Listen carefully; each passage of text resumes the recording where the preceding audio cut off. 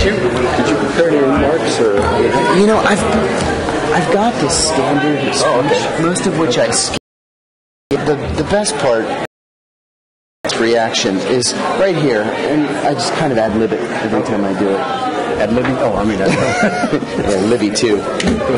Another source of unending pain for me. Yeah, Scooter Libby. I have some friends, longtime friends who work over at Counterterrorism Center. Used to be in the military.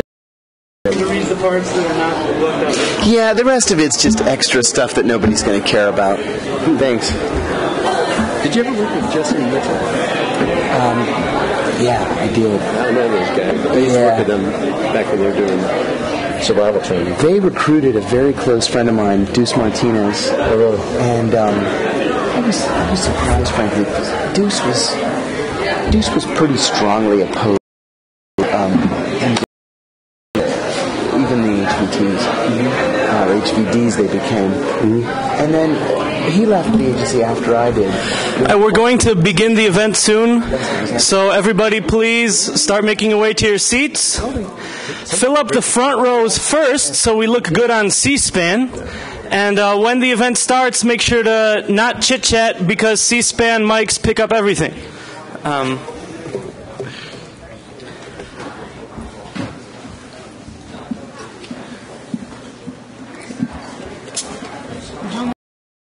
No, happy to. Oh, no problem. I don't know how to turn this up. Hello? How does one turn the microphone up? Audio visual?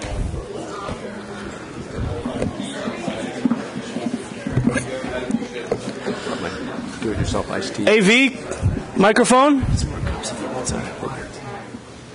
Microphone? Microphone, check it.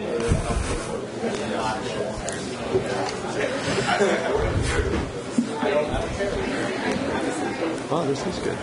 Maybe this came from the food, though. Yeah, free food. That's the key to remember. In college, who didn't go to things for free food? No kidding. It's live, yeah. All right, could the people in the back please start sitting down? Last call.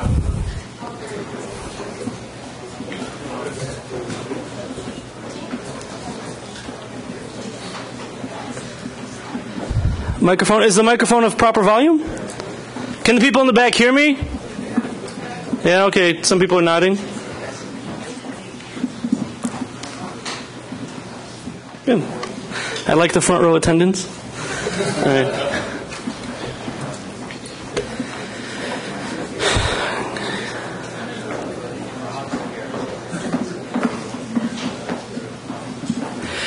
Good evening.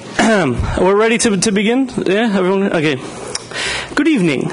On behalf of the Georgetown Law community and on our esteemed guest speakers tonight, I would like to welcome everybody to the Symposium on Law and Morality of Interrogation, brought to you by the Amnesty International chapter here at Georgetown Law. Amnesty International campaigns to counter terror with justice. Our mission is to assist governments in promoting their national security interests while respecting international law and human rights. In furtherance of this mission, we have invited two renowned guests, Mr. John Kiriakou and Colonel Steve Kleinman, to share their perspectives on the law and morality of interrogation.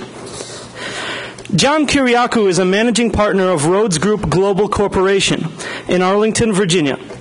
It is a firm that specializes in competitive intelligence, international business risk analysis, and consulting for Hollywood studios working on films in or about the Middle East or related to terrorism. Prior to establishing his firm, Mr. Kiriakou was Deputy Director of Competitive Intelligence at Deloitte & Touche LP. Mr. Kiriakou served in the Central Intelligence Agency from 1990 until March 2004, first as an analyst and later as a counterterrorism operations officer. After turning his attention to operations, Mr. Kiriakou led several large operational groups and managed multi-million-dollar budgets in the DCI Counterterrorism Center. He became Chief of Counterterrorist Operations in Pakistan immediately following the September 11th attacks.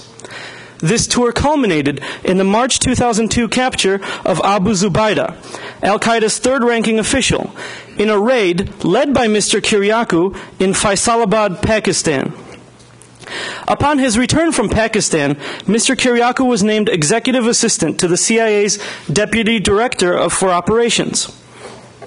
Mr. Kiriakou's educational background is a BA degree in Middle Eastern Studies and an MA degree in Legislative Affairs with a concentration in policy analysis from the George Washington University in Washington, D.C. He writes op-ed pieces for the Middle East, or he writes op-ed pieces on the Middle East and Afghanistan, and he has appeared in more than 80 newspapers in a dozen countries. He is a regular contributor on intelligence issues for ABC News. Ladies and gentlemen, welcome John Kiriakou. Thank you. Thanks.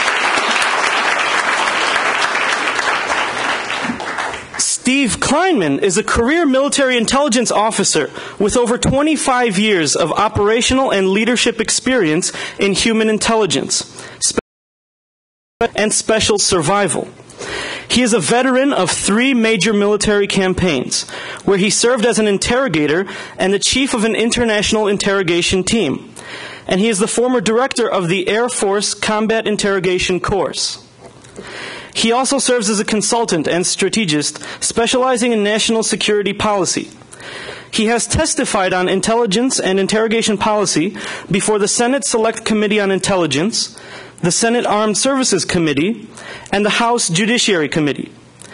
He holds a BA in psychology from the University of California, Davis, and an MS in strategic intelligence from the National Defense Intelligence College. He is currently a full colonel in the Air Force Reserve. His appearance at this event, however, is not in any official capacity. The views that Colonel Kleinman expresses this evening are offered as those of a private citizen and do not necessarily reflect the official policies of the Department of Defense. Ladies and gentlemen, please welcome Colonel Steve Kleinman.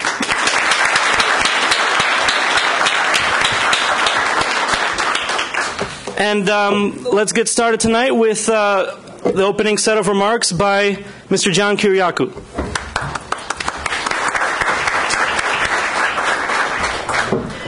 Hi, thanks for having me here, both at Georgetown University and the law school, and obviously to Amnesty International as well. I'm very happy to be here and really appreciate the invitation. I want to talk today about spying and about the ethics of some forms of intelligence collection. Much of this has been in the news lately with press reports and congressional investigations by the Justice Department, and finally declarations by the Attorney General and the Director of National Intelligence, as well as the Director of the CIA, that the technique of waterboarding was used on prisoners held by the CIA.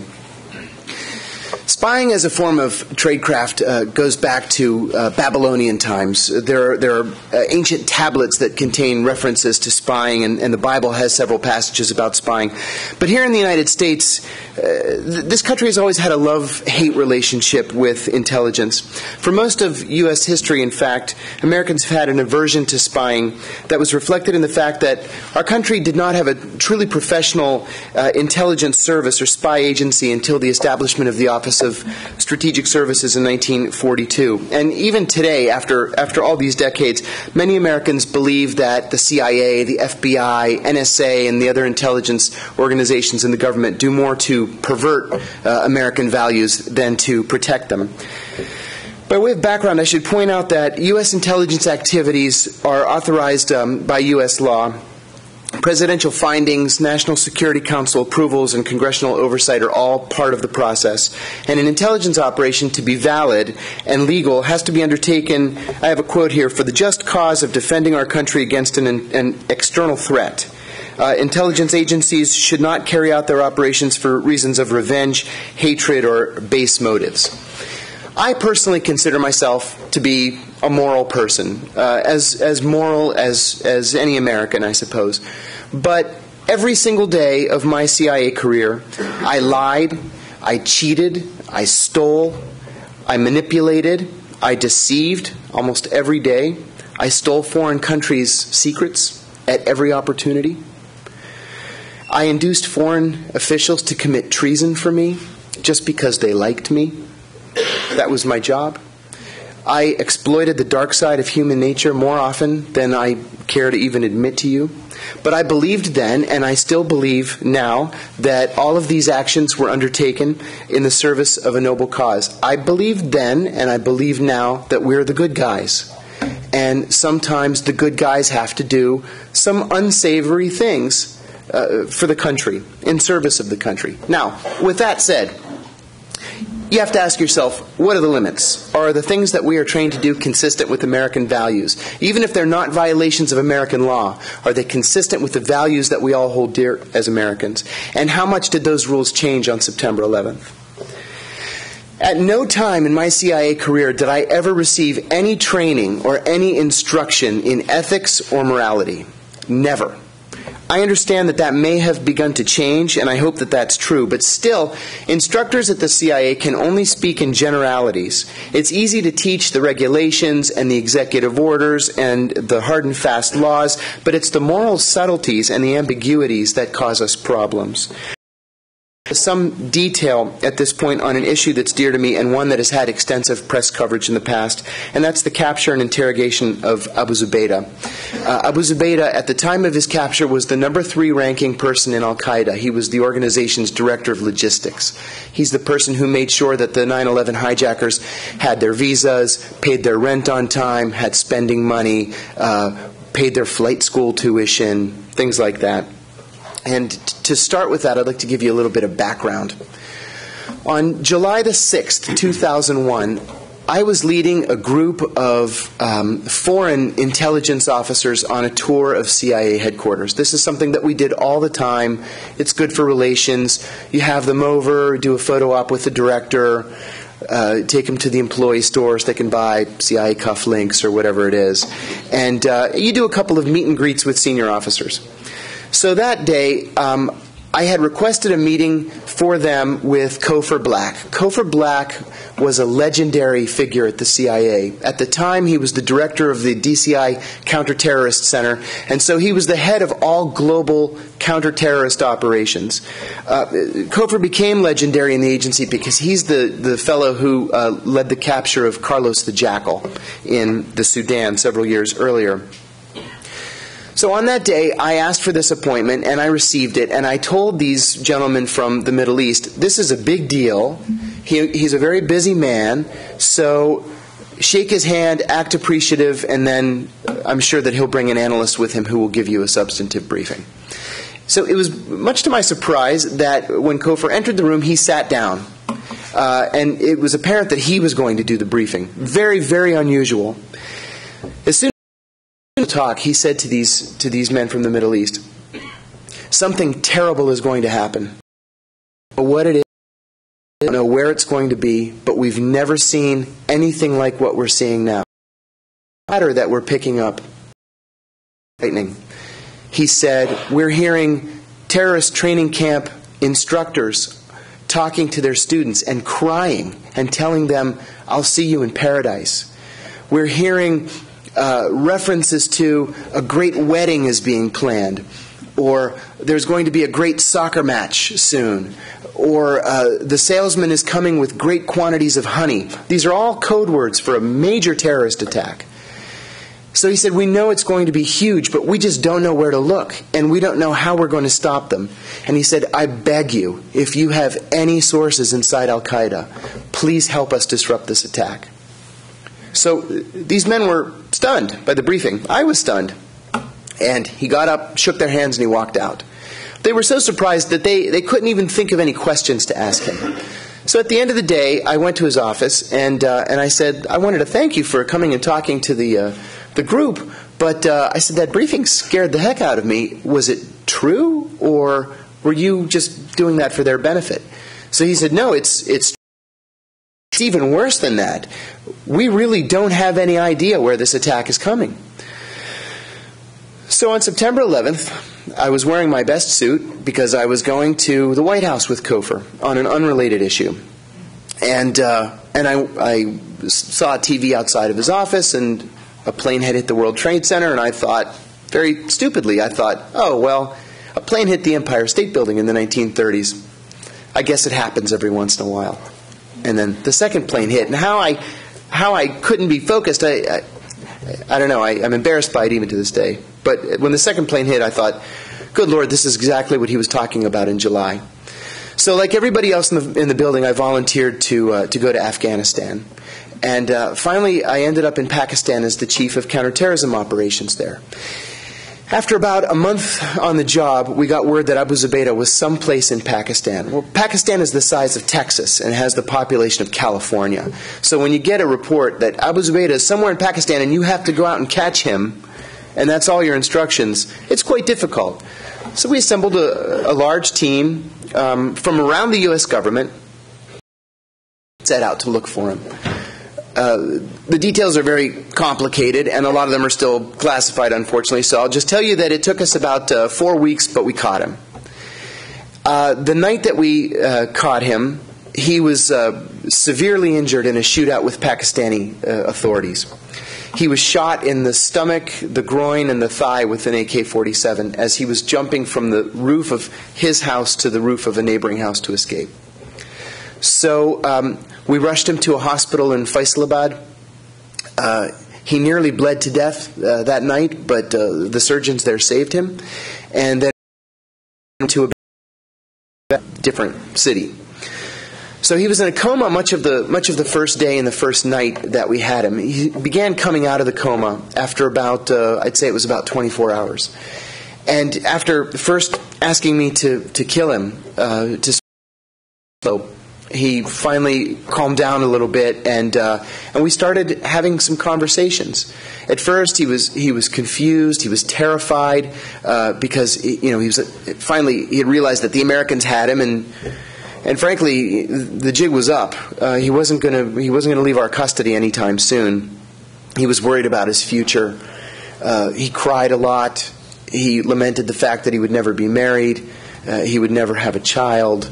Things like that. He wanted to debate Christianity versus Islam. He would recite poetry that he had written. It was kind of, it was sad. In fact, I even told him, I feel like I should hate you. I feel like I should want to kill you, and I don't.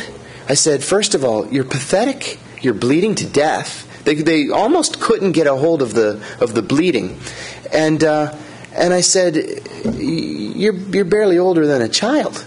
I was surprised at how young he was, how young he looked. And he wanted to know what was going to happen to him. So I told him the God's honest truth. I said, I don't know what's going to happen to you. I have no idea what's going to happen to you. I'm not even sure we've planned that far in advance. We didn't think we were going to catch you, frankly. But we did. And I said, look, if I can offer you any advice, you have to cooperate. You're not going to leave our custody. Nothing good can come of a refusal to cooperate. You really have to cooperate. And then he would go back and forth. Yeah, maybe you're right. Or cooperate with you. You're the enemy. We talked a lot about September 11th. He said that they didn't expect the towers to come down. And I said, how can you fly 2 airplanes into buildings and not expect the buildings to come down?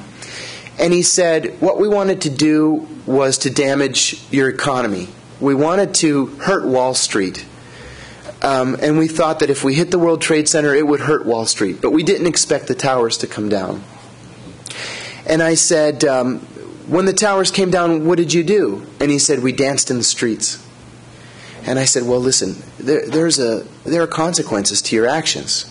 And you may think that you're getting a raw deal, or your people are oppressed, or whatever it is that you're thinking. But there are consequences to your actions. And frankly, you should have thought about this before you decided to slaughter 3,000 innocent people in the streets of New York and Washington. And he didn't disagree. He said, I know. He said, I'm a warrior. I'm a soldier. I knew what I was getting into, and I'm ready to take my punishment. But that's easier said than done. He was quite upset, to the point where when an airplane arrived to take him on to his onward destination, he was crying, and he asked me to hold his hand. And so I held his hand onto the plane, and then he said, are they going to kill me? And I said, absolutely not. And I didn't mean to sound cold about it, but I said, they have big plans for you. And I'm going to tell you one more time, you have to cooperate. Nothing good can come if you don't cooperate. You have to cooperate. And he got on the plane, and he flew away.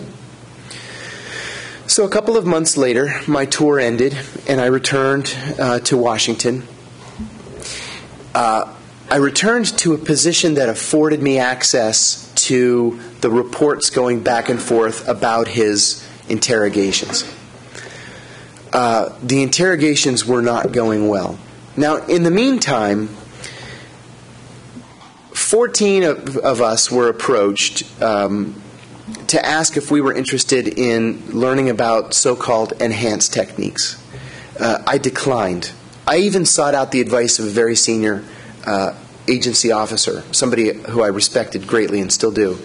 And he said, "This is insane. You don't want to be involved in something like this." And frankly, I didn't want to be involved. So I told them, "Thanks, but no thanks. I'm not interested." There were others who were interested and who went out to his location to conduct the interrogations. Now, these are very highly trained people, very patriotic people, good officers, not attorneys, and also people who were not privy to what we've come to learn was this very high-level debate going on in Washington between the White House, the CIA, the Justice Department, the FBI, interestingly enough, and the Pentagon, but most importantly, the Office of the Vice President. Waterboarding was approved as a technique. For those of you who don't know what waterboarding is, a person is made to lie flat on a board or on a gurney. His feet are slightly elevated to his head. Some type of material is wrapped around the face and nose, the mouth and nose, and a bladder or a hose is placed above the person, and water is then dropped on the person's open but covered mouth. It induces a gag reflex and a feeling of drowning. It's extremely painful because that gag reflex causes your abdominal muscles to tense up. And so the pain is really in your abs. It leaves no marks. It makes no permanent damage, but it's extremely painful and uncomfortable. Abu Zubaydah was waterboarded on several occasions. He lasted less than a minute with each waterboarding session. And finally, after several sessions, he told his interrogator that Allah had visited him in his cell the night before and told him to begin cooperating because his cooperation would make it easier on the other brothers who had been captured with him. And so he was willing to talk. What he gave us was really a gold mine of important information that disrupted at least a couple future terrorist attacks. Now, I'm sure you've read a lot about accounts from the FBI agents who were on the scene who said that they were close to a breakthrough with Abu Zubaydah and that the waterboarding did not work. If the waterboarding did not work, we wouldn't be having this conversation right now. The reason that we are having this conversation is that it did work. Now, it didn't work with some of the other prisoners who were waterboarded. Okay? And I think that there's scientific evidence even. I have a quote here. There's scientific evidence that most of the time, something upwards of 90% of the time, torture does not work. The person will tell you what he thinks you want to know in order for you to stop the pain. Okay? This is one of those isolated episodes where it actually did work. He told us the truth. A lot of his information, most of his information was dated. Months had passed between the time when we caught him and the time when he actually began speaking. So the shelf life of that information was not terribly long. He ended up giving us analysis or background information that proved to be helpful, especially in terms of foiling or disrupting terrorist attacks in Europe and Asia. So, what to tell you? This is an issue that I've struggled with ever since the first day that I heard we were going to begin doing this. I have gone through life considering myself to be a moderate to liberal Democrat. At the same time, I always believed that the Republican Party and the conservative movement in this country did not have a monopoly on patriotism.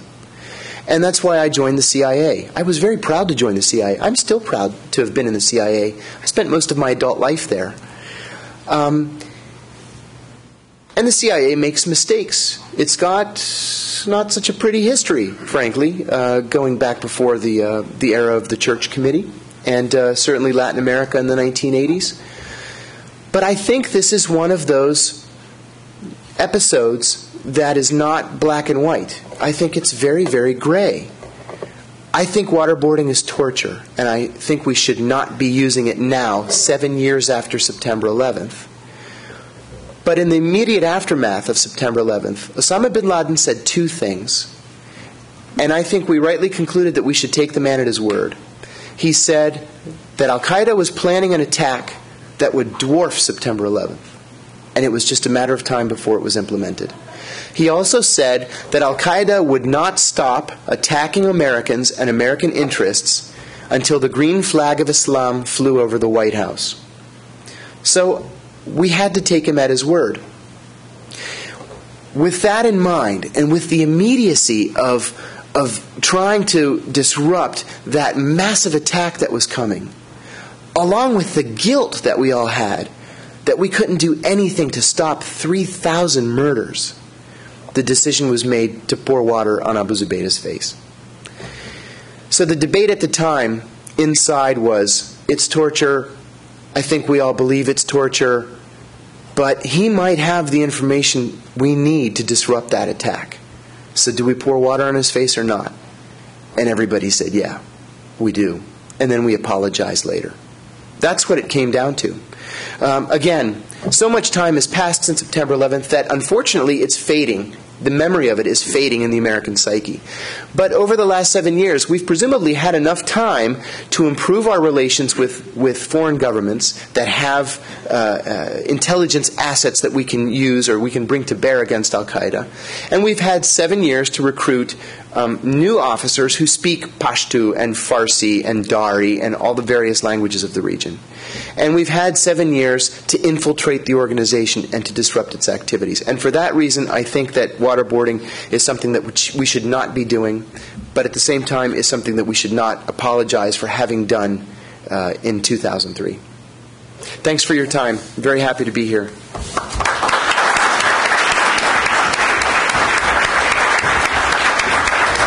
Well done.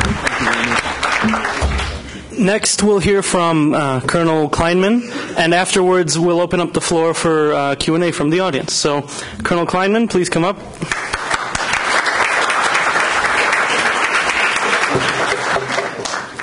Well, thank you also to Georgetown Law School and Amnesty International for inviting me to be here today. It's a pleasure and an honor.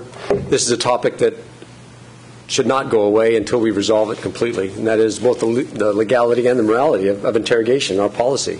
If we withdrew from Iraq tomorrow and we ended the long war, what was formerly known as the global war on terrorism tomorrow, conflict won't come to an end. And at some point in the future, we'll be revisiting these issues. And I say rather than shift it to perhaps your generation or the generation comes after you, I think it's incumbent upon us to take a look at it and try to come up with some reasoned solutions. And if I can contribute to that in any modest way, then my time here shall have been worth it. The topic of law and morality in interrogation, some might argue, is oxymoron. I mean, how can you have legal concerns, certainly moral concerns, in the context of interrogation? And I would argue that those three elements, law, morality, and interrogation, are inseparable. And I will argue in my remarks tonight that they all lead to the same conclusion, the same positive outcome. And I hope that the evidence that I present to you and the arguments that I offer will make some sense to you. But why am I really here talking about this as a private citizen? For a lot of reasons. This is my profession. I want my profession back. And some people think my profession is something that it is not. And it wasn't articulated in a more dramatic fashion than my girlfriend's 9-year-old niece about 2 months ago visit me in California. And out of the blue, she asked, "Steve, are you a torturer?" And I thought, what? What? Did I not hear that correct? Are you a torturer? I said, well, no, of course not. Torture is speaking her language, it's horrible. It's never an option. It's never right under any circumstances. but my mom said you're an interrogator. And her point was well taken, as if being an interrogator and being a torturer are synonymous. And that's not true any more than I was sharing with one in the audience tonight. If two lawyers were to go fishing, does fishing therefore become a legal activity? No, it's interrogators, when they're torturing, they're not interrogating. When interrogators are using any sort of physical, psychological, or emotional abuse to force somebody to do something they would not otherwise do, they're no longer interrogating. They're coercing. I am an interrogator, I'm a persuader, I'm an influencer. But I do believe that in the hundreds of interrogations I've personally conducted, if any one of those individuals walked in the room tonight, we could be friends. We could at least have a respectful relationship, because I never did anything that would undermine their humanity nor my own. And I'll make more of a point later. The overall structure to what I want to say tonight has two elements to it. There's the philosophy and the strategy. A philosophy, the best definition I've ever heard of philosophy, especially a personal philosophy, is a set of the sail. And sailors in the audience will know that. When your sail is properly set, you make progress in life towards very specific goals. And it shapes your worldview, individually and collectively. Secondly, the strategy. How do you use the means, the resources available to you to achieve very precise goals, a very precise outcome? So those two, philosophy and strategy, will be incorporated into each of my comments here tonight. I want to talk briefly, though, about the debate that's taken place since 9/11. There's the side that says we need to use torture or coercion because it's effective, it's necessary, and therefore let's find the legal grounding to do so. And it's a moral imperative to protect this country, even if we do things we're not proud of. But again, the underlying presumption is that coercion is operationally useful. The other side argues that it's morally reprehensible, it's legally incorrect, therefore we should no longer do those things. However, I do concede, they would say, that in the ticking bomb scenario, perhaps it's appropriate, a la Mr. Alan Dershowitz. I say as an interrogator, wait a second. Why go through these legal machinations to try to facilitate the use of methods that are not operationally useful? There's not a shred of scientific evidence, there's not a shred of objective data to suggest that using coercion over time will be consistently effective. In fact, most evidence would suggest just the opposite, that it's counterproductive. You're going to get what you want to hear. You're going to get your truth. If you recall, back before our time, but you recall from your history books, the world at one time was flat. At least that's what truth was. Truth was the world was flat.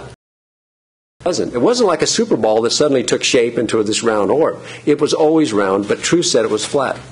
We once thought that the universe revolved around the earth. We know that wasn't true. It didn't just shift when we came to that understanding. There's a difference between truth and true. Truth is what you want to believe to be true, whether it is or not. True is simply on its face what is or is not. And when you're interrogating, when you're an interrogator, you do not have the right to have an ego. You don't have the right to have an opinion. You're there for one purpose only, and that is to get what is true, even if your government doesn't want to hear it. Even if perhaps you don't want to hear it because one of your colleagues was just killed by a colleague of the person that you're talking to.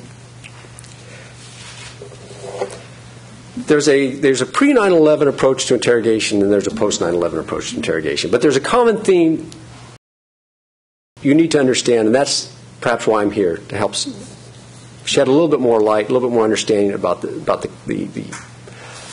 profession, if you will, of interrogation. Pre-9/11, everybody in the intelligence community thought that technical intelligence, satellites, and other means would provide all the information we needed. When I was a captain, I had a colonel who told me that interrogation, quote, would be irrelevant in the 21st century. But what we did was we trained young, very inexperienced people to do interrogation using methods that have never been subjected to any scientific scrutiny. They were designed for a completely different war than we're fighting today. Post 9/11, we found out that, guess what? Technical intelligence can't answer the mail in all cases. In fact, it became less useful. General David Petraeus, the incoming commander of CENTCOM, who wrote the Counterinsurgency Field Manual, identified counterinsurgencies and counterterrorism as intelligence-driven wars. And within that subset is interrogation. So we know it's more important than ever before, but yet we still relegate interrogation to very young, very inexperienced people, and we're giving them a tradecraft, if you will, that has never been subjected to any sort of scientific scrutiny. We're not giving them the tools to do what they need to do. Now, how does that contribute to Abu Ghraib? How does that contribute to the problems we've had at Guantanamo and elsewhere? Those young people are pressured to produce results that is beyond them. In many cases, high-value detainees, the individuals that my colleague was talking about in his remarks, we're talking about people who have advanced degrees, often from the United States, speak multiple languages, move gracefully through cultures, and understand our culture far better than we understand theirs. Who are we having to question them? Young people with a high school education, barely, with a language learned quickly, the Defense Intelligence Institute, and given skills that is just not appropriate for the task.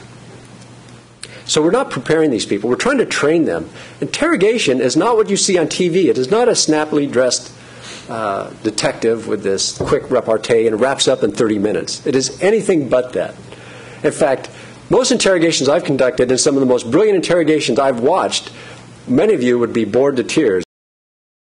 But only with 25 years of experience would I say brilliant, just like the chess players in the room might say brilliant move and everybody else has fallen asleep half hour ago. The problem we have is we need to do something different today. Why? Because it's a different enemy, one we've never faced before.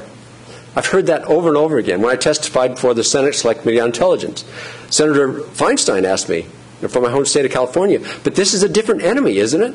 At least she was open to the prospect, but maybe it's not. I said, ma'am, we've said that throughout history. Going back into antiquity, it's always a new enemy. When we went to fight the Japanese in World War II, it was an impenetrable language, an impenetrable culture. They had a standard that was just we couldn't understand. They were willing to kill themselves rather than to surrender. They were willing to fly airplanes into battleships. What type of people are these? How could we ever understand them? What we did was we assigned Americans, both Japanese Americans and Caucasian Americans who'd spent a lot of time in Japan, understood the culture, understood the language, and were able to establish a rapport, a working relationship with these people, and were able to generate a treasure trove of intelligence. The other problem we have that we overlook, when you have problems with interrogation, when you have people acting out, when you have treatment of individuals, it is not a few bad apples. If I look around this room, there's some people very ambitious, doing great things with their life. Some of your friends that you've known for years, under the wrong circumstances, can do the most horrific thing. I call it the Zimbardo potential, after Philip Zimbardo's Stanford prison study. He studied what were seemingly normal college-age individuals, the same age as most of you in this audience.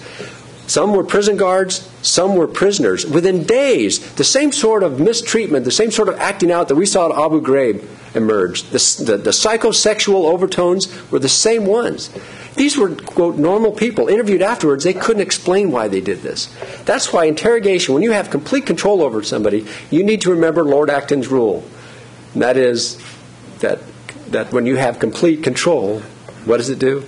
It makes you want to feel that you're capable of doing anything you want to do, that it corrupts you absolutely. So what we need to understand, too, about interrogation is just like nature. It abhors a vacuum. There's long-range consequences to everything we do. How we go about interrogating somebody does not end. The consequences do not end when that interrogation ends. Something is going to happen. There's things that we can anticipate, those that we can't anticipate. But we need to be able to be risk managers, not risk takers. And what that suggests is how we handle anybody in the custody of the United States government needs to be very carefully guarded. People who are certified only to have contact with these people, other than in a combat environment, so that you avoid that corrupting influence and you avoid that Zimbardo potential. But we need to understand and make a very rational calculus of the cost versus gain. If we waterboard somebody, and that the United States government condoned waterboarding, which is torture. It is not, from my friends in the special survival world, they tell me very conclusively that it is not simulated drowning, it is drowning, and it is most incredibly painful experience short of death. When we do that, how we get the information is just as important as the information. How important would information have to be to the safety and security of the United States that would not be offset by becoming a recruiting tool in Europe and elsewhere for young, disenfranchised Islamic males? They're saying, how can you go to school? How can you go to graduate school? How can you pursue a career when your brothers are being treated this way? We need to understand that if we want to win any war, the idea is, at very least, like the version of the Hippocratic Oath, do no harm. Don't create more enemies in your methods. So the key elements of interrogation. Let me talk specifically now what interrogation is and what it isn't. There are key elements. There's who is interrogated. That means be very specific about who we're talking to. Not these large roundups, not this dragnet, and everybody who's captured therefore is guilty. Because those people are going to go home one day and they're going to talk about their experience in the hands of Americans. Secondly, how are they interrogated? And here's the key point that I want to argue about why coercion is not useful. It's going to make people talk. I hear that all the time. It's going to make people talk. The question I have, talk about what? I need them to provide me what is true, not as truth. I need them to provide me information in response to our information needs. So here's the key. Electronic intelligence, technical intelligence, it literally reaches out into the ether and pulls out emanations and we make sense of it. From a satellite, it can capture radar or photographic evidence and make some sense of it. As an interrogator, I virtually want to have access to somebody's memory. Now, the literature in social science is replete with the fragility of the memory. If I asked any one of you, this is a great crowd to ask this, one of your classes a week ago, if you could remember in detail the professor's lecture, and then I asked somebody else, you may not get it correct. And now remember, most of you were, well, at least reasonably well rested, reasonably well fed, considering the life of a college student. But you wouldn't get it right. And I'm asking the questions in a very benign fashion, perhaps offering you a cup of coffee, tea, whatever you might like. Now imagine that same situation, only it was a class that took place 6 months ago, and I'm a threat. You've been isolated, you've been held in isolation for months, you've been sleep deprived, you've been sensory deprived or overloaded, and now I'm asking you to recall with great fidelity what you know. Again, I'm an intelligence officer. I don't deal with useless information or disparate facts that have no bearing on reality. I want to know the truth. Right.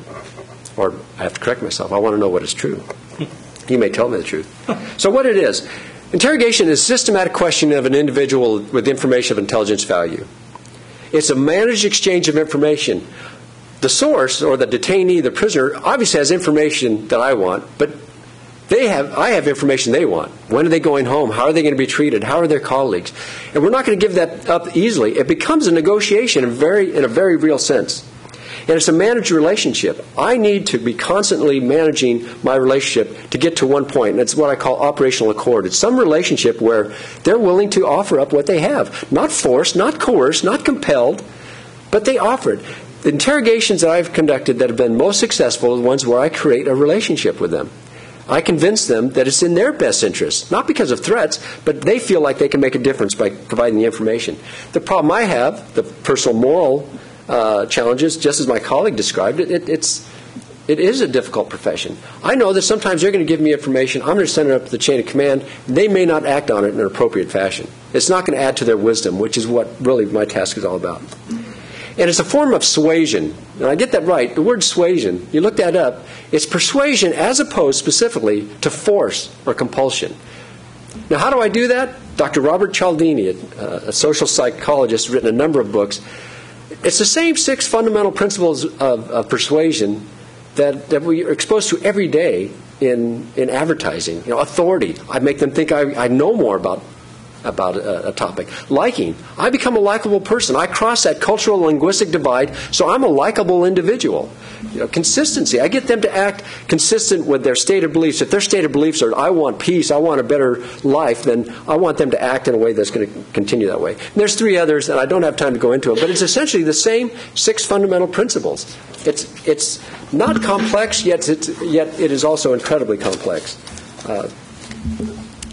But the point I'm trying to make is that it's not force, it's fostering. It's creating golden bridges for people to come across. That's when you get not only the information you're asking for, but information that you didn't know they have. Example, after Storm, I was interrogating an Iraqi colonel, and he had been captured by one of our allies, who will go nameless, who abused him physically, emotionally, psychologically. They left him out in the rain. The Saudi Arabian desert in January, surprisingly, is very cold. I thought, I know exactly what to do. I brought him in. I got him a cup of tea. I smoked a cigarette with him, even though I don't smoke, being more like him. We spent time, an hour. He was telling me about his problems. I was apologizing on behalf of the West. And finally, he had this epiphany. I mean, you can almost literally see the light bulb go on over his head. And he spoke to my translator and explained to me that before the war, I prayed to Allah that if I were to be captured, I'd be captured by this other country, unnamed, because I knew them to be gentlemen, but I didn't want to be captured by Americans because I knew you were animals and would abuse me. My personal experience of the last week has told me that I had it reversed. You are a gentleman just as I am, therefore it's my responsibility as an officer and you as an officer to answer any of your questions.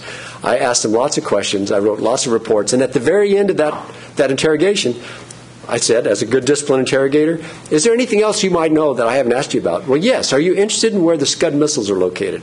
At that time, it was something other than technical intelligence couldn't get. Now, we'd been going on for about 6 hours, so I said, that's important, but I'm kind of tired now. No. Of course, I got the information. Now, had I been forceful, he would have seen, all right, this is over. All I have to do now is say, no, I've answered all your questions, and we both go home. But because I created that relationship, I was able to get more information than was possible under any other form. Now, what it isn't, that's just as important. It's not a form of it is not a form of non-judicial punishment. When somebody is convicted in this country, let's say based on a confession, based on an interrogation, when they go to prison, they're not sentenced to 30 days more of interrogation, or a year of interrogation, or 6 years of interrogation. The interrogation stops. That's not what it's about. It's not supposed to be punishment. It's not, as I said, a simple process as portrayed in the media. It's not risk-taking. It's risk management. An example of what it is not is the interrogation of detainee 63, Muhammad Mani Ahmad al-Qahtani. You've read about the leaked logs. I think it was in Newsweek. That was an example of what interrogation is not. It was some young people who didn't know what to do, but the pressure was on for them to produce, putting women's undergarments on his head, forcing him to urinate, defecate on himself, floor, making him bark like a dog. That is ludicrous. It's beyond ludicrous. What it says about our character as a country is despicable, and it should not stand in any of our names. Because I'll tell you, if you're not aware of the oath that every officer takes, every military officer in this country, support and protect the Constitution of the United States, the rule of law that you all are about to make a career built on. It shows a total regard for, or disregard for, if one wants to understand why they hate us, quote, we're hearing a lot of stories. The fundamental is humiliation. On an individual level, it's humiliation. And again, I don't have time to go into it. Read some of the great writings out there, both from Muslim authors as well as great analysis on our side. It's this theme of humiliation. So if that's what makes us hate us, why would we want to use humiliation, want to cooperate with us? It just doesn't seem to work. And it doesn't. It shows a total disdain for Geneva Conventions. And, I don't have to tell you this as young legal scholars, that when a treaty is ratified by the Congress, it becomes national law. And that's what we're here to uphold. And most of all, it violates the Declaration of Independence from which this country started, that we held that the Creator provided for certain inalienable rights. Liberty. I'm not concerned at that level of the pursuit of happiness necessarily, but certainly life and liberty, how we treat other people. So the moral dimension, that's part of what the topic here is. The moral dimension. Napoleon, one of the great generals of all time, said, the moral is to the physical as 3 is to 1. What he said is, understanding the moral dimension of war is so much more important than the physical part of arms. And I want to quote for you now one of my favorite strategists of the 20th century, Colonel John Boyd, whose understanding of how to achieve our goals has been too far overlooked, and I think will face a resurgence. He paid attention to the moral dimension, the effort to attack an adversary morally by showing the disjuncture between professed beliefs and deeds. Now remember, how we look at the enemy, they're looking back at us. The disjuncture between professed beliefs and deeds. The name of the game for moral design, for a grand strategy, is to use moral leverage to amplify one's spirit and strength while exposing the flaws of the adversary system. In the process, we should influence the uncommitted, potential adversaries and current adversaries so that they're drawn towards our philosophy. They have empathy, if not support, for our own success. It means we have to win the hearts and minds. And winning the hearts and minds through torture and through coercion seems to be counterproductive. There's a Hindu proverb that I like as well, and I think it speaks to where we need to go today. There's nothing superior, it says, nothing noble to being superior to another man. Nobility lies in becoming superior to who you once were. And I think that's where we need to find a new nobility, where we once were, and we stand on the shoulders of giants. I'll give you a quote. One of my research projects was a World War II interrogation program. The Military Intelligence Service Project Y, MISY, had the first ever reunion last October of last year. These men are now in their late 80s, late 90s. Brilliant. They went on to be college professors at some of our best institutions, lawyers, humanitarians, human rights lawyers. One, Mr. George Frankl said that in all his interrogations, he never laid a hand on any one of his prisoners. He was able to extract the information he needed through the battle of wits, and he's proud to say that he never, ever compromised his humanity. I think that's quite a noble aspiration for any interrogator, and the standard you should hold for your interrogators who act on your behalf, that we should never, ever compromise our humanity. Last June, in the building right next door, Human Rights First brought together 15 of the most experienced interrogators and human intelligence officers this country has to offer. I was honored to be invited to be one of them. There's 15 of us with a total of 350 years of operational experience. I was one of the younger ones in the group. And yes, to answer the question, there are people older than me. But what did we all came from FBI, from the military intelligence, from the CIA. Coming from different approaches, we all, over thousands and thousands and thousands of interrogations, found one thing to be true, and that is building a relationship, demonstrating a cultural finesse, and ability to adapt to the circumstances is what gets you consistently, over time, useful information. My colleague mentioned about believing in ourselves as the good guy, and I'm proud that you think that way. And I do too. I want to believe that. But you know, and I think you'll agree when I change it just a little bit. I don't think being good is something that we are. I think being a good guy is something we do, and we have to do every single day, without exception. That's what makes us good. Because if we ever truly, as a nation, want to be great again, we have to be good. So I have a question for you, for you to mull over. When you pay taxes, part of it goes to the $43.5 billion that we spend each year in support of the United States intelligence community. I'll repeat that, $43.5 billion, the last unclassified disclosure of it. Now, after spending, if the safety and security of the United States of America comes down to the question of whether or not we torture an individual, do you feel like you're getting your money's worth? I don't. Thank you very much.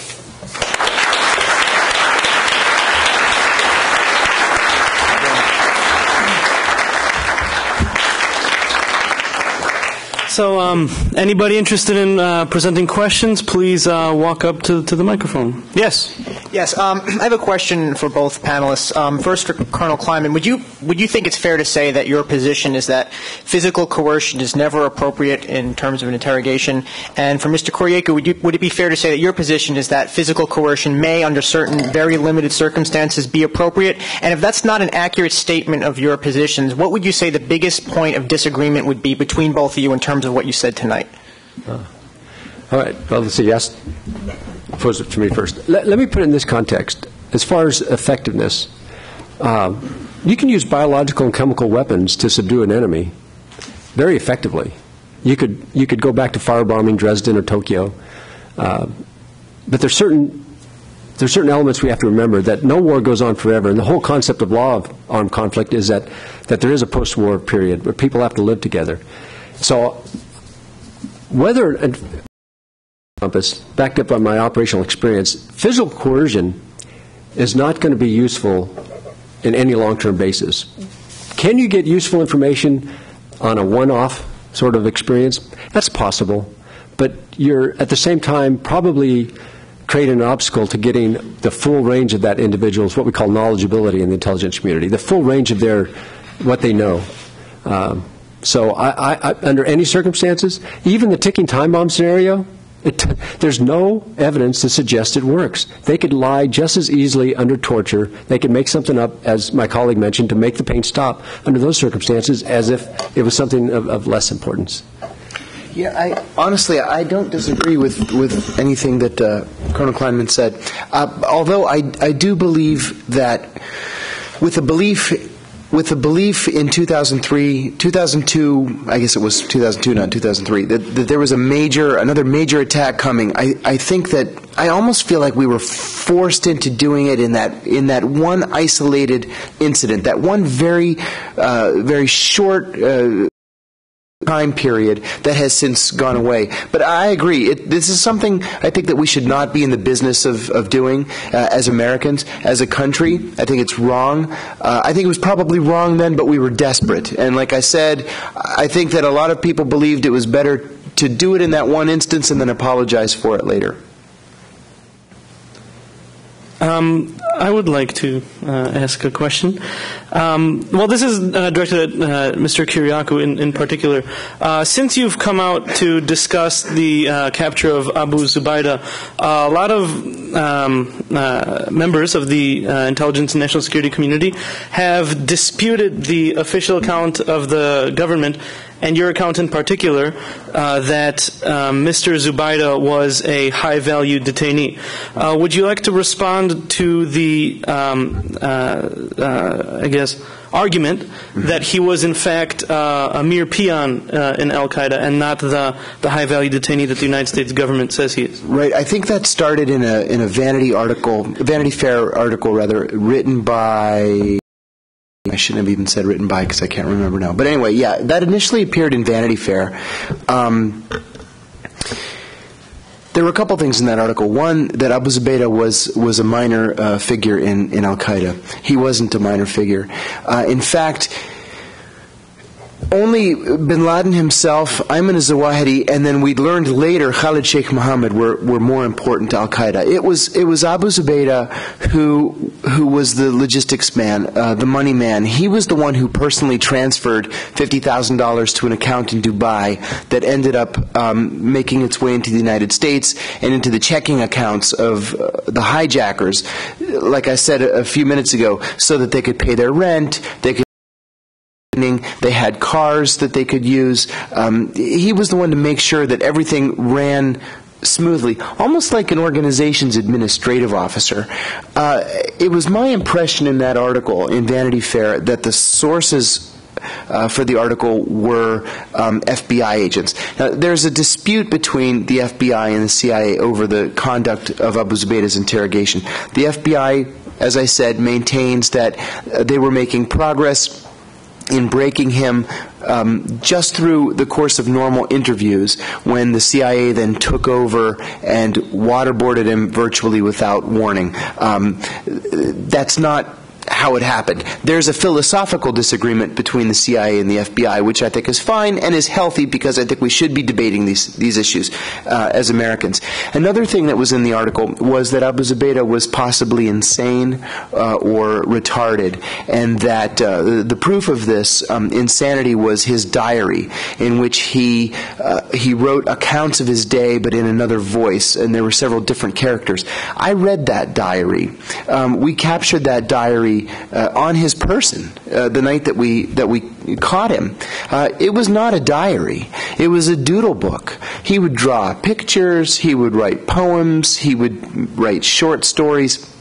So this contention that he was insane and his multiple personalities are evidenced right here in this book, it's just not true. But it's a point that elements of the press have picked up and run with, just like they've picked up and run with the idea that he was unimportant. Next question. Mr. Kiriakou, would your rationale change at all if he'd been an American citizen, and why or why not? I'm going to give you my own personal opinion. When I was at the CIA, we had special contempt for American citizens who allied themselves with Al-Qaeda. What's his name? Abu Yahya Adam, whatever this guy, what's his name? Berkowitz or whatever from California? Dan Walker Lynn? Right. No. But the other guy, the guy that we still haven't caught. Right. All of us wanted the opportunity to take that guy. So I would suspect that at least in the CIA, no. I don't think we would have thought differently if it was an American. John Walker Lindh, frankly, I think a lot of us were pulling for execution for that son of a gun. We were disappointed that he got 20 years, and we were particularly angered by his father going on TV and saying, "John loves the United States. John loves his country." No, clearly he doesn't love the United States or his country. Otherwise, he wouldn't have been, in this mud fort armed with an AK-47 shooting at American troops. So, no, if he had been an American, it wouldn't have made any difference. I think what horrified many of us about the last 7 years, I suppose, has been not so much the individual interrogations, although certainly those bother some people and many people, but the systemic corruption that seems to have gotten all the way down to these guards at this prison in Iraq. And to see, just the horrifying images that came from that, and that it was clearly condoned from the top down. Can you be a country that condones some torture and not others? Or is it necessary, if we have torture, for us to do it and for it to corrupt our entire military operation, as it clearly did? Mm-hmm. Do you mind if I? Sure. When I was at the CIA and the idea of waterboarding was first being broached or first being discussed, I think my colleagues who were aware of the program believed that this was a very small, tightly compartmented, special kind of operation. It wasn't, for me personally, it wasn't until Jane Mayer came out with her book, The Dark Side, several months ago, that I realized that this was a major national program that was being debated among dozens of attorneys at the Justice President's office, the White House, where the Attorney General was personally involved and the National Security National Security Council was involved. None of us had any idea. We thought this was just, a dozen of us in the building knew what was going on. I was greatly disappointed to know that this was a program that went all the way up to the very top, but included a wide variety of governmental organizations. That was really disappointing to me. But I agree with you that I think as a government, this is something that corrupts all of us. And it leads to the horrific episode that we saw at Abu Ghraib. I remember reading in the paper a comment that Secretary Rumsfeld made, in which he referred to the soldiers who were responsible for Abu Ghraib as those idiots who lost the war for us.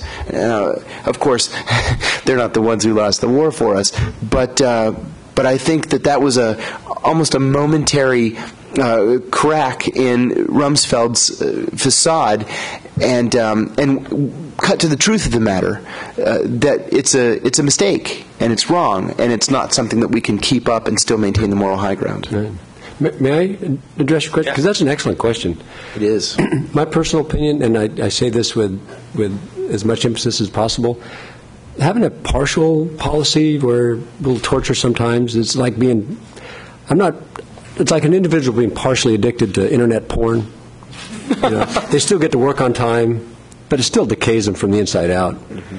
And harking back again to the collection of 350 years of operational experience, we've all interrogated terrorists, we've all interrogated Republican Guard, some of the hardest, quote, hardest of the hard. And we all love America. We don't want to see America by attack or otherwise. So it's not like we're interested in coddling terrorists or people. We have a mission to do. What is the most effective way? And we've all found the most effective way is bridging the gap, understanding who we're dealing with, using Sun Tzu's maxim, knowing the enemy and knowing ourselves. And that addresses your question directly, too. We need to understand the enemy better, but we need to understand ourselves. What are we willing to do? And what, at the lowest level, are we going to allow people to do? We set some people up for failure. Some of those young guards, they're National Guard, and God love them. They're out there on the front line, but a lot of them are there because they have nothing else in life. They really don't. They're 24/7, putting their life on the line and put in a situation for which they were ill-prepared. And the seniors, those of us who put them there, have to take responsibility for that. So going back to the essence of your question, no, there's not a partial policy. We either look at ourselves in the mirror and say, we do this or we don't. And operationally, there's no reason for it. Morally, there's absolutely no justification for it. And I don't believe, and this audience will outweigh me on this one, but I don't think there's any legal justification for it. Thank you. Thank you for the question. And this is for either panelist, do you believe there are other methods that we're using that are condoned by the top that are still torture, or does the discussion begin and end with waterboarding? That's a good question. Well, it definitely does not begin and end with waterboarding. The whole idea of sensory deprivation, people don't understand it. That can be exceptionally painful on a physical and emotional and psychological level. The Soviet Union, the KGB, used that frequently, and it breaks people to the point of catatonic schizophrenia. It makes them say things that they know are not true. The show trials that took place at the very advent of the Cold War, they had leaders of various factions who would get up in court and admit to being CIA agents when they were not. They admitted to all sorts of plans against the Soviet regime, which they hadn't. But they did it with a great deal of emphasis, and it happened really quickly by such things as sensory deprivation. And it also, like the waterboard, leaves no marks. There's a lot of very insidious ways to do. In fact, it's like nuclear weapons. I mean, some of our brightest people, our brightest physicists and engineers, who spend on a daily basis, not so much today, but in the Cold War, finding new and innovative ways to kill more people with greater precision. Yeah, psychologists and operators alike, and religious people throughout history have found the most, which is kind of interesting, religious people find the most ungodly way of bringing pain to people. So waterboard is a lightning rod, but it's not where it starts, and it's certainly not where it ends. Colonel, you mentioned that interrogation is not punishment. Considering that interrogations, at least as far as we've seen in the news at places like Guantanamo, almost always involve elements of confinement and other things that we typically associate with punishment in this country, I'm wondering exactly where you draw the line between punishment and interrogation and how you maintain the distinction. That's an excellent question. So let me try to answer to your satisfaction. I kind of had this exchange with a member of the House Judiciary Committee. In the context of war, at any battle space, people are going to be taken prisoner. They're going to be deprived of their liberty. Now, how we treat them, even if they were shooting at us the moment before, now they're completely defenseless. Their livelihood, their health is our responsibility. Sure, they would like to go home. They perhaps they miss their families, they miss their life, and so forth. But the nature of war, they're in detention because, number one, perhaps they're a threat. Number two, they have information. Now, how I treat them in the course of interrogation, when they're in the room with me, they can't leave. Frankly, neither can I when I'm under orders. But it's how I treat them. Do they feel threatened by me? Do they feel threatened by what I say or do, or what I even intimate I might do? Do I bring an additional level of emotional, psychological, or physical stress that, in addition to just being in detention, that's when I talk about it becoming punishment. And sometimes we should know people have nothing of value. They're caught up with 5 other people. They were driving. They didn't know what was going on. But because they're in custody, we order people to keep talking to them, keep them up, isolate them, do all these other things. That's now, and I apologize that I can't provide a real definitive separation. And again, it goes back to the Supreme Court. This is kind of odd that I find so many parallels between this concept and pornography. I'm sure, but the Supreme Court talked about. I can't define it, but I know it when I see it. There are certain elements to that, but I think it's obvious to the observer. Am I creating more unhealthy, difficult, heavy, emotional, physical, psychological stress beyond the detention condition? That's kind of the standard I use. Thank you. Thank you for your question. Hi. I think for various reasons, especially after 9/11, it's been difficult for intelligence agencies to recruit Arab and Muslim Americans. And it's important, obviously, for cultural Arabic speaking. Do you have experiences that you can share with us about Arab and Muslim American colleagues, and do you think that these communities have a unique role to play? Go ahead. Absolutely. Absolutely. I worked very closely with an Arab American case officer in Pakistan. We trusted each other with each other's lives, and he is one of those great anonymous American heroes. But he's the exception rather than the rule, in that here we are 7 years later, and you look around the halls of the CIA, and it's still a bunch of white guys walking around. Just yesterday in the Washington Post, there was an article about General McConnell saying that we're going to ease the burden of background investigations on first-generation Americans. What in the world took so long? Did nobody think of it over the last 7 years? When I was in the Counterterrorism Center, I was one of only a handful of Arabic speakers. And that was bad enough on September 11th, but 7 years later, there's still just a handful of Arabic speakers. Please. Is there a pushback within? Because I actually worked at a place that worked on that issue specifically, where we tried to recruit Arab and Muslims, but if you recruit them and then they can't get clearance, it's actually worse, because the story then gets back to the community that the government doesn't we don't really trust want you. Right. So is there kind of conversation within these agencies amongst people like you with the higher ups saying, we really need these people, and what are we doing? Oh, yeah. It's debated, not even debated, it's discussed all the time. Everybody's in agreement. We need to bring more people in. We need people of Pakistani origin. We need Afghans. We need the whole array of Arabs. But I'll give you a personal example. I have a lot of relatives who still live in Greece. Greece is a NATO country. It's an EU country. And my clearances still took months to come through. I'm unaware of any, Greeks who pose a threat to the United States, especially relatives of mine. But imagine if you're from Afghanistan, or your parents were born in Karachi or Quetta or something. It's ridiculous. I think finally now we've come to the realization that the system we have in place is not working, and that we need to cut people some slack. Look, if you can pass a background investigation here in the United States, your credit's good, you're a good security risk, your grades are good, you have excellent language skills. But like I say, you pass that polygraph exam, then why not bring you in? Just because you've got a great uncle who, owns a vegetable cart in Multan? That's no reason to cut somebody from the process. No. It's a big mistake. May I address that too?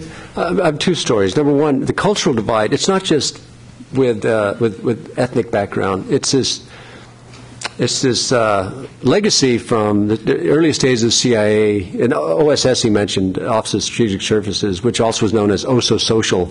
If you weren't in the right families, you didn't get membership. Went to the right school. Yeah, right. The National Security Agency, responsible for SIGINT in this country, one of the biggest challenges of the future is cyber war, computer warfare.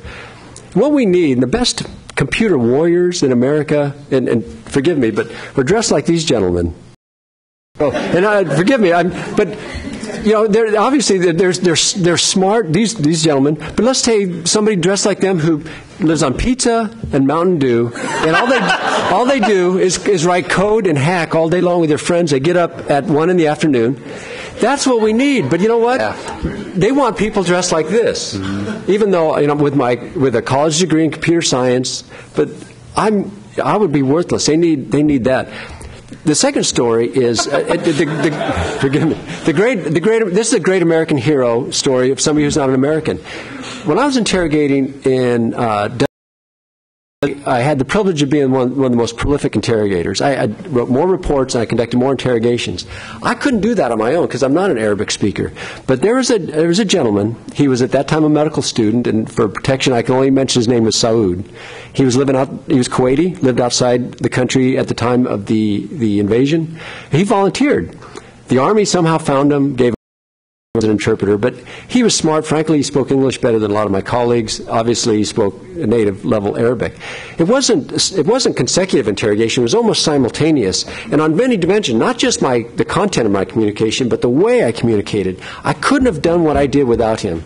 And he was there every night. He was there before me and stayed later, and he made it possible. And we have people like Saud right here in America that we need, and there's a lot of people like Saud in America who want to be part of it, and we need to overcome ourselves. We need to get past these cultural blinders and say, you know what? When 1999 became 2000, it was more than just a calendar. It needs to be a sea change in the way we see ourselves and what we can do. I have this image of senior intelligence officers, 3 Caucasian men walking down the street saying, what are we going to do? We don't have the language capability. And then here comes a Pakistani American. We don't understand the culture. Here comes an Indian American.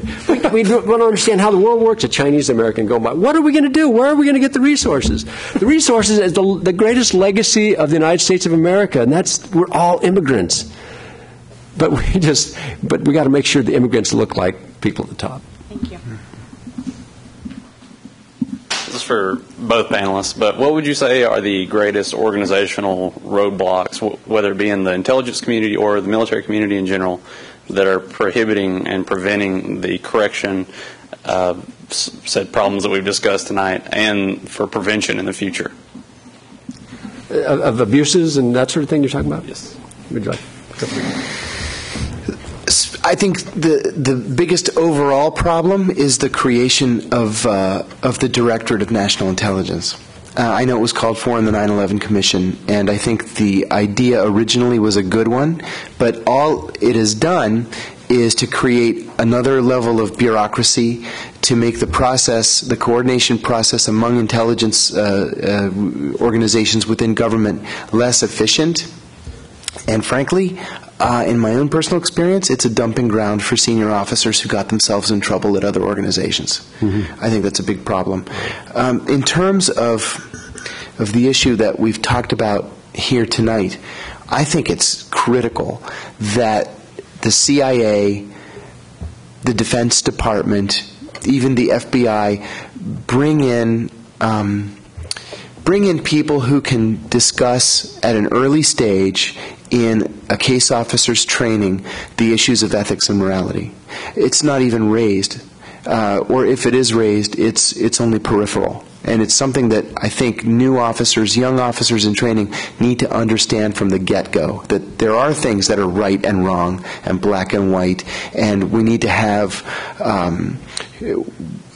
we need to come to a government-wide agreement as to the things that we shouldn't be doing. All right. Question before I give you my response. Are you a law student here? I'm actually not. I'm an international MBA student from the University of Memphis. Oh, great. All right. Oh, welcome. But the only reason I ask that is because for my answer is we need to create a profession. And all the elements that create a profession. For those who are the law students here, you're going through it. You did your undergraduate work. You went through a selection process to get into law school. There's certain standards to get through law school. Now you're going to go out in various avenues of law. There's going to be some mentorship.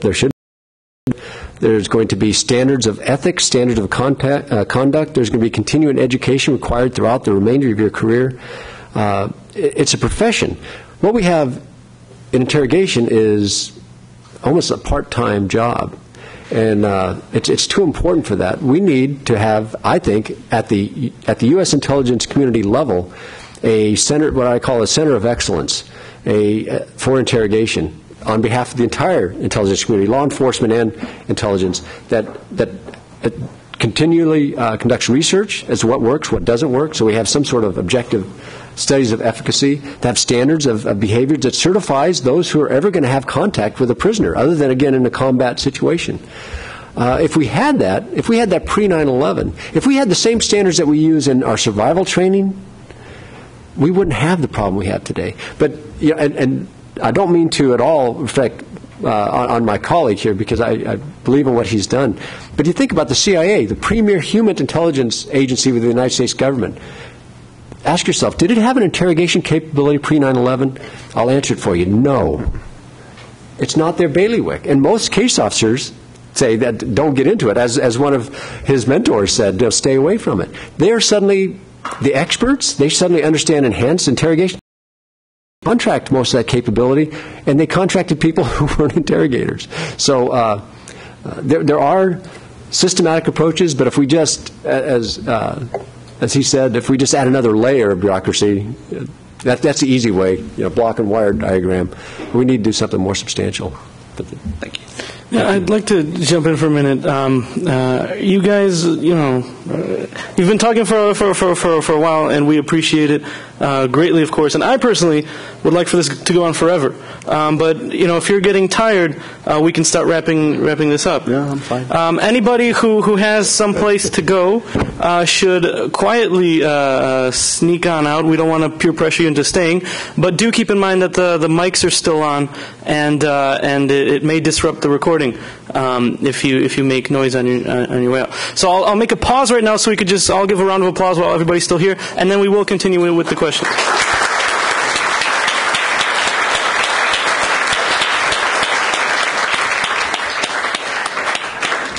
And I would like to ask the next question, if you don't mind, as people hustle on up. One scenario that's been proposed is the McCain Amendment, which says basically no torture. But John McCain, sponsor of the amendment, has said in interviews that there may be extreme circumstances, like Mr. Kiriakou suggested, wherein you are compelled to subject a person to torture. Now, in the event that an officer feels he is in such circumstances, whether he's a military or CIA officer, and he breaks the law to torture a detainee to get that information, should that person be subject to the full force of the law in punishing this act of torture? I'd like to answer it with a question. If a law enforcement officer, you're a prosecuting attorney, you're a district attorney somewhere, and a law enforcement officer has been trying to take down an insidious drug dealer in a community, targeting young kids for years, and he gathers evidence illegally, but it helps prosecute him, do you say, he brought down this bad guy, so maybe we'll just overlook that? I don't think so. You have standards for a reason, and we have laws in this country. That's what I love about America. America is a country of laws. It's not a country of men. Iraq under Saddam was a country of men, and that's not. We have laws for a purpose, and so if we say clearly wrong, it's illegal, then it's illegal for everybody, even if they were successful in getting. And so, in your opinion, then, presidential pardon, for example, would be inappropriate in such a circumstance? Well, yes, but I have to caveat that I'm saying that's so far out of my level of expertise. And as far as, since we're already out on the limb, Senator McCain, as everybody knows, has been he has endured what I'm quite certain nobody in this room could ever quite understand. I did special survival training for a number of years, and I've conducted interrogations, and I've seen torture that I've stopped. And just that experience is something that will never leave you. It puts a smudge on your soul that you can never quite cleanse. Senator McCain, I have as a fellow officer, he's retired 06 as well, equivalent of a colonel in the Navy. I'm quite certain that he would never condone terrorism. He wants to be president of the United States because he has good intentions. Again, I'm not for or against him. I'm just saying he realizes that in 2008 America, that may be some equivocation on his stances, but I don't think he would ever condone it.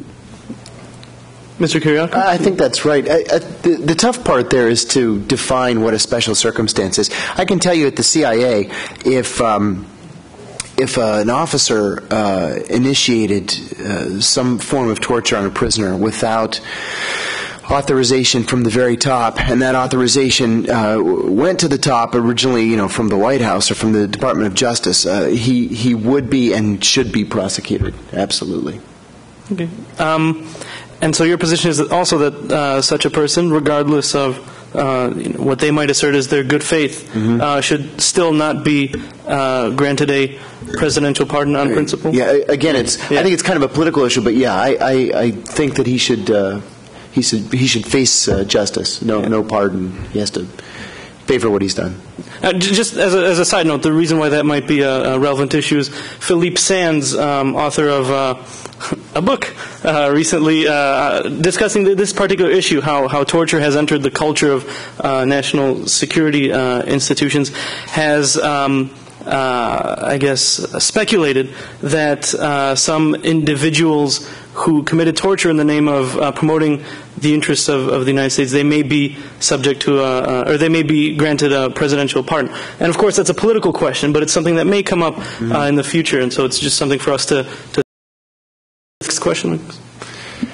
In the course of the political election in the last 10 months or so, we've heard, on both sides, we've heard anywhere from closing Guantanamo to doubling it or tripling it, or however big of an amusement park you can make it into.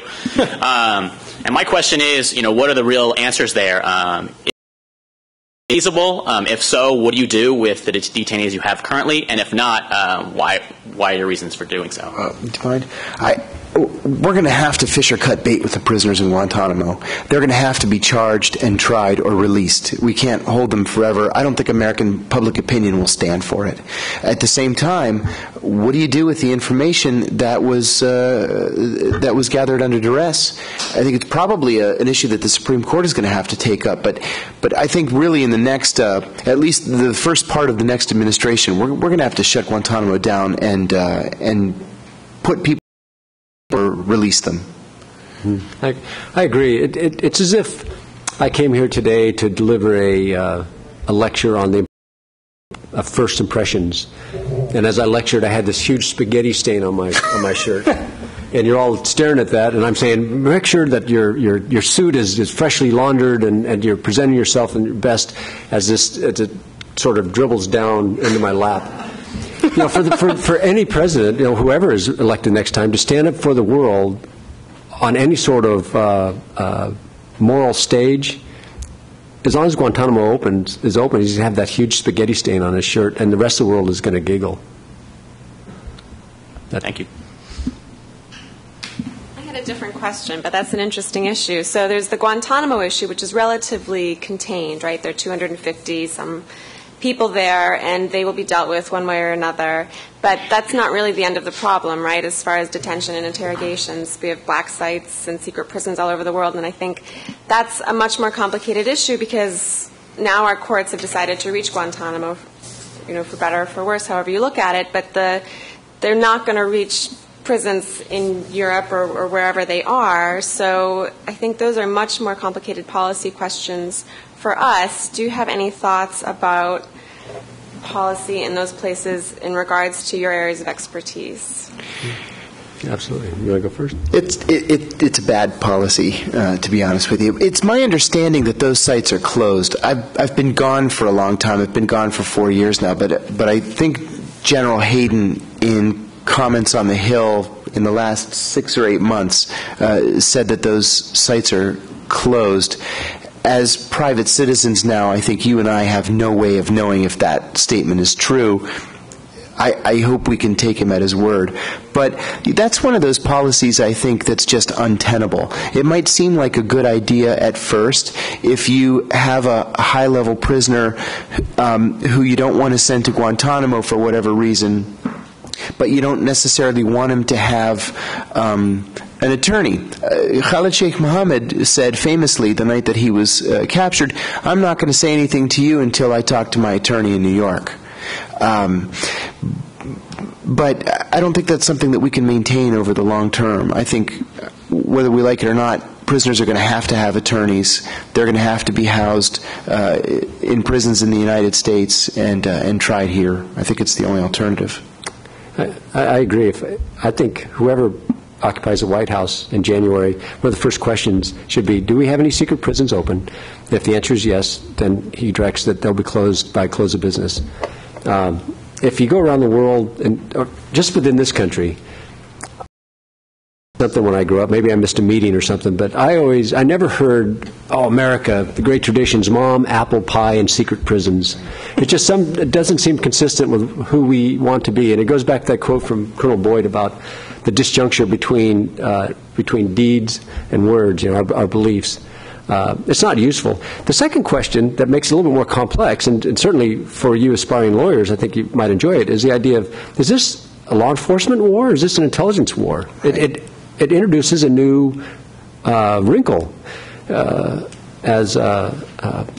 Kiriakou, did I say that right? Okay, good. Kiriakou, excuse me. Mr. Kiriakou mentioned, well, in a law enforcement setting, absolutely.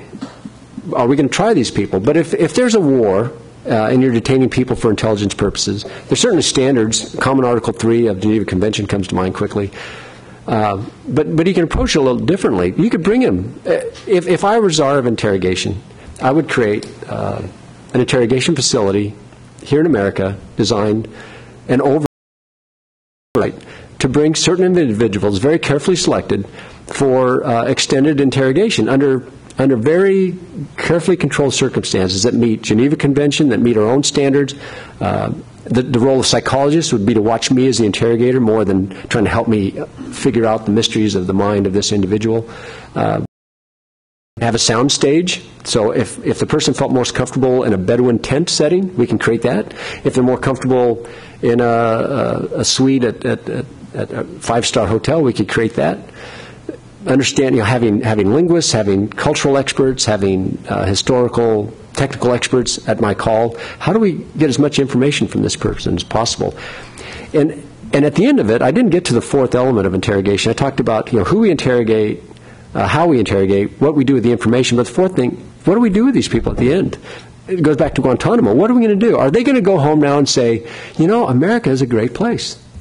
America has the moral high ground. America is somebody we should aspire to. In fact, that's, I think, should be the standard of any interrogation that we conduct. At the end, they say, you know what? Can you help me get in this country? I don't think secret prisons is the way to get that message across, but that's just me. I guess sort of along with the last question, how much of a desire do you think there is to kind of wash our hands of all this interrogation, and when we are in these wars out there, just to not ever take possession of them at all and let other countries kind of handle our business where we don't have to obviously have these problems that we've had? I'll give a quick question. I'll turn it over to you. I think there's a great emphasis in doing that because that's kind of the American way. We'll just and because the American collective attention deficit disorder, if it's not in the news a year from now, this could be, oh yeah, that used to be a topic of discussion. Really, it could. I've been working in interrogation for 25 years. It's a surreal experience to sit in front of you individuals and talk about this. So I'm going to be involved with it long after this. But I think the average individual, part of it just wants it to go away because resolving it is not easy. It's going to be a very thorny patch, and there are going to be consequences that if we could just kind of sweep it under the rug, sort of like Wall Street and the derivatives, that sort of thing, just pretend like it didn't really happen. And, oh, by the way, your house was foreclosed. Sorry about that, but that type of thing. And I would like to ask two final questions. Sure. Sorry, one for each speaker. For Mr. Kiriakou.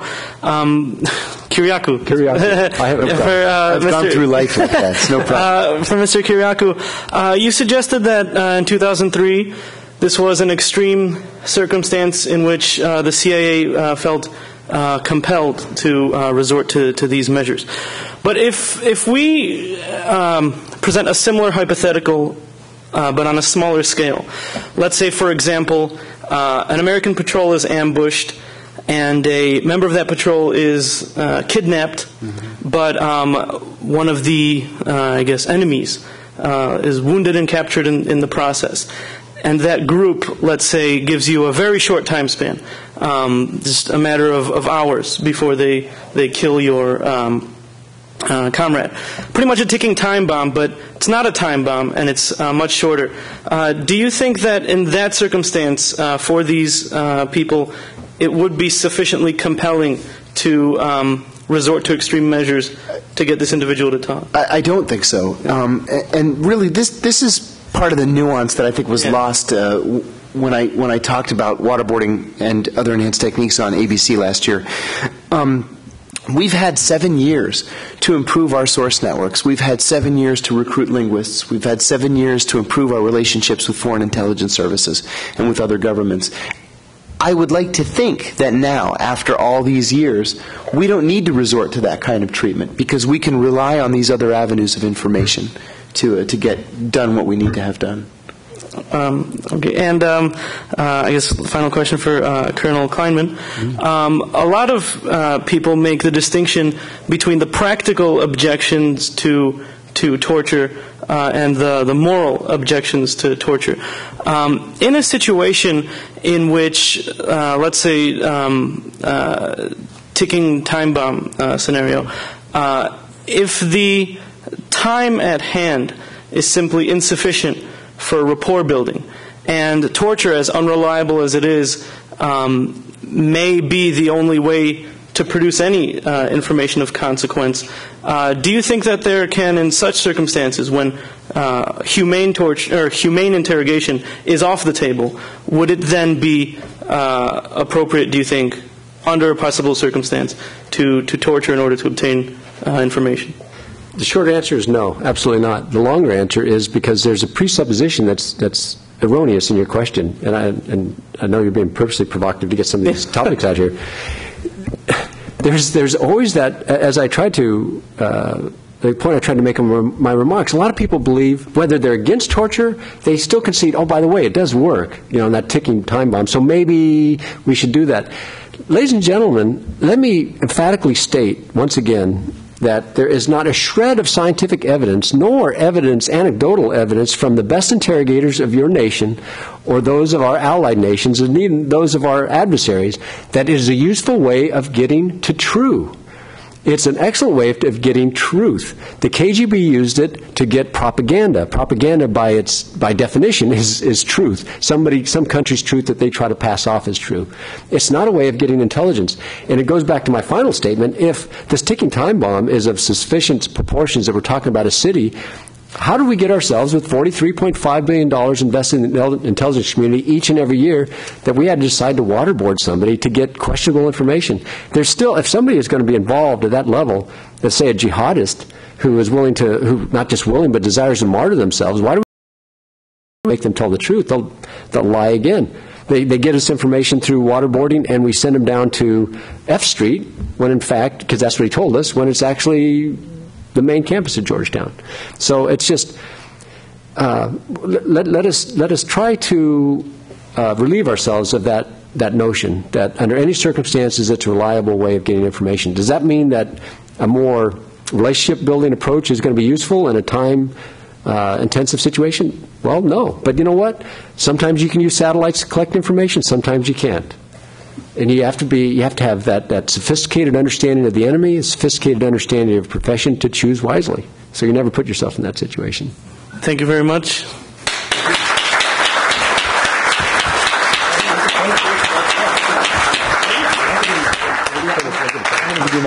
And you all can help yourselves, of course, to what remains of the food. And feel free to accost the guest speakers on their way out to ask any other follow-up questions that may be in your mind.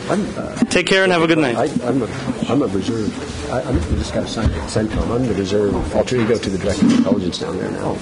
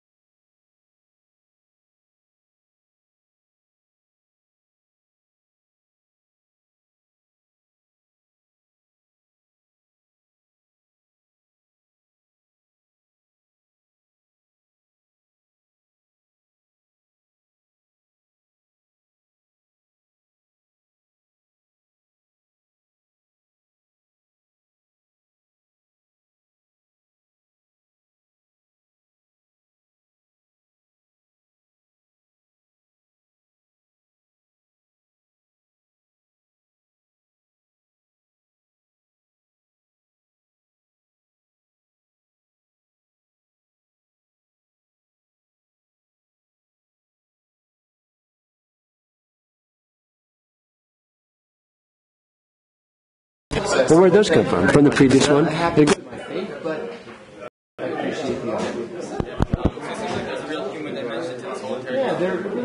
every one of these guys is a hard